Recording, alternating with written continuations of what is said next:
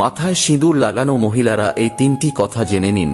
কথিত আছে মেয়েরা সিঁদুর লাগালে তাদের স্বামীর আয়ু বৃদ্ধি পায় এবং সংসার সুখের হয়। তবে ভুল করেও সিঁদুর লাগানোর সময় এই তিনটি কাজ করবেন না, না হলে হিতে বিপরীত হয়ে স্বামীর প্রাণ সংকট হতে পারে। নাম্বার 1, সিঁদুর লাগানোর সময় খেয়াল রাখবেন সেটা যেন কপালের মাঝখানে অবস্থান করে, কারণ এমনটা করলে স্বামীর আয়ু দীর্ঘ হয় এবং বৈবাহিক জীবন সুখের হয়।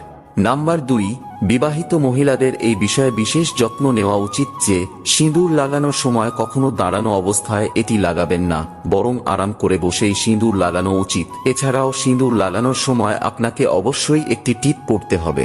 3 নম্বরটি জানার আগে আমিও দেখব যারা আমায় মন থেকে বিশ্বাস করেন তারা ভিডিওটি লাইক করে কমেন্টে জয় শ্রীকৃষ্ণ লিখে যাবেন।